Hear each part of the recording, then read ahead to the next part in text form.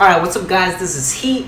I want to do a video today on the closed beta that I've been playing, and sort of the most interesting thing about the Awakening closed beta in my mind is jewels. So I wanted to do a video to talk about what we can talk about everything about jewels, the mods that you can roll, how effective are they, the mechanics behind them, and things like that. So let's go ahead and start. So the first thing about jewels is there's changes on the tree where they've added spots like this where you can put a socket of jewel in the tree, and slots like this and areas like this where you can again there's a socket, and you can put as long as you have the skill points leading up to it, you can put it in there. Now how it works is you actually need to allocate a skill point in this jewel socket. So for example, from this passive you would need 2, right? So you need here one skill point and then another, and then you can insert the socket there. So mechanically that's how it works. Right now there are 2 types of, I guess, clusters. One which I call one which is only requires 2 investment points of skill points, which is this one, and then there's one which requires 4, so it's this one, 1, 2, 3, 4. Now I feel like right now the ones that require 4 are really inefficient, and I'll talk about that a little bit later as to why. But 4 isn't really good. 2 is pretty good. It's not bad actually. I don't know if it's pretty good, but it's not bad. And the way I've structured my tree here, so you know, you have to change the way you think about the game when they introduce stuff like this. So the way I structured my tree was I wanted to hit as many spots as I could that only had 2 investment skill points to reach a jewel socket. So the way this worked out is I hit 3 spots. So here's one, it only requires 2. Here's another one, this is a socket, it only requires 2. And then I hit another one up here, it only requires 2. So I was able to hit 3 that only requires 2 investment points.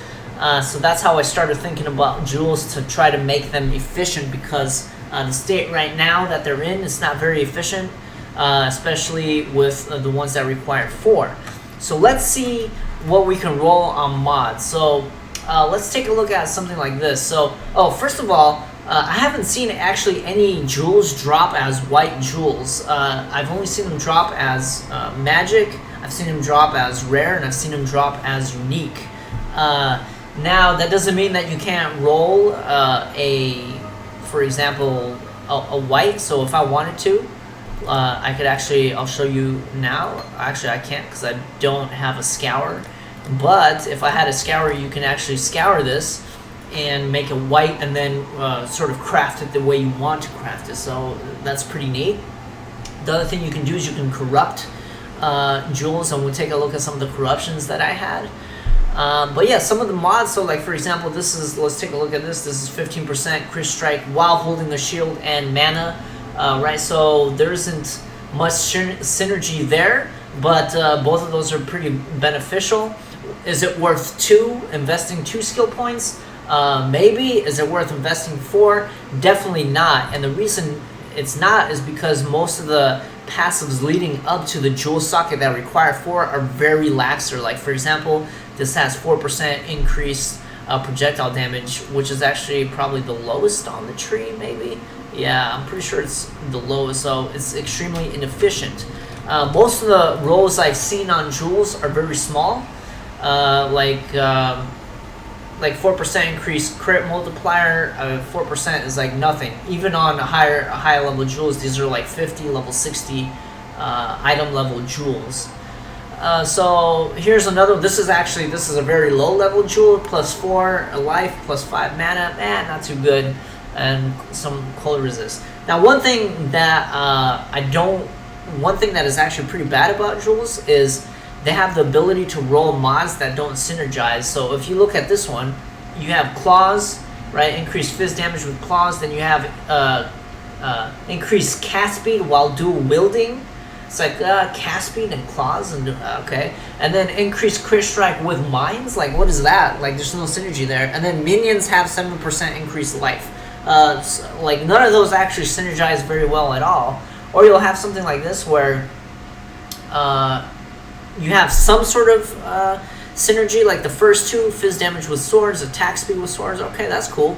And then you have 7% increased totem life. Like, whoa, that's kind of weird, you know. You might be able to use that as a niche, like if you're doing, like if you want to drop a decoy totem while you're using a sword. I don't know, it might work, but it doesn't seem very good.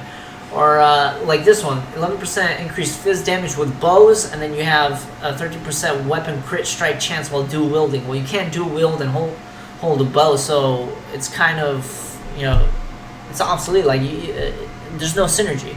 GGG said they're going to address this, and they're going to try to make them where I think the mods are going to be more synergistic with each other. So that's a good thing, because they're seeing that as a problem as well. Now let's take a look at some of the stronger ones that I've seen. So I think this right here is not too bad for a rare jewel. This is one of the better rare jewels I've seen. 12% fizz damage, just global, right? And then 6% fizz damage with two-handed melee, and then attack speed and res. That's not too bad. Is it worth 2 skill points? Yeah, you know, maybe. Is it worth 4? Definitely not in my mind. And here's another one. Increased attack speed with two-handers, and then 7% increased crit strike with maces, increased armor, and increased endurance charge duration.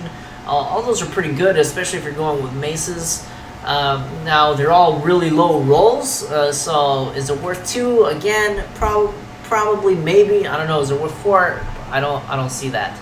Now let's take a look at some of the unique. So intelligence from passives in the radius are transformed into dexterity. I'll show you how that works. If you just put it in, it'll put a AoE bubble on the skill tree, and then anything that, you know, relates to that jewel will be applied. So that's how that works. Here is one of the best jewels I have found. This is pretty crazy. This is 3% chance to avoid status ailments. You know, that's some sort of defensive utility. 8% increased life recovery from flasks. Again, defensive utility. I feel like actually that's pretty underrated, especially if you have herbalism and profane chemistry like this build does. That's actually really strong. And then 2% chance to dodge, which is kind of really good because there's only 3 passives on the tree right here that have chance to dodge. Granted, you know, the highest one is 4 and the lowest one is 3, and this is lower than that, but it does provide other utilities other than the dodge, but that's pretty nice. And right now it's, you know, you're limited to 1. So let's take a look at another one. This is, I corrupted this one, just some experimenting with all the jewels. So I corrupted it, and I got 3% increase duration on charges, which is okay. It's not a lot. It's kind of negligible. You don't really need that. Most of the time you have mechanisms in the game that help you refresh pretty easily. Stuff like, you know, power charge on crit. You won't ever use this mechanic like or that corruption. Here's another one. I think this is probably the best jewel I have seen, period. I feel like this is really OP. 20% faster start of energy shield recharge. Right now in the closed beta, they've actually adjusted the way shield recharge works, and it actually starts faster from what I've noticed. So this, if you use this, it's even faster.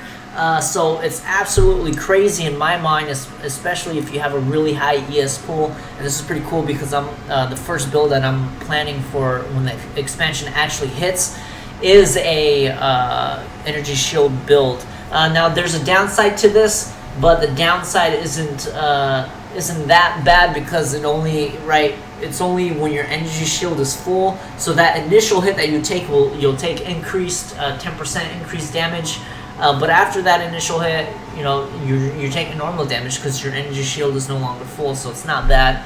Here's another one, 6% to all res plus 20 dex. I don't know why this is a unique because it's not very good at all. But other uniques I've seen that are popular right now is plus 4 to unarmed range.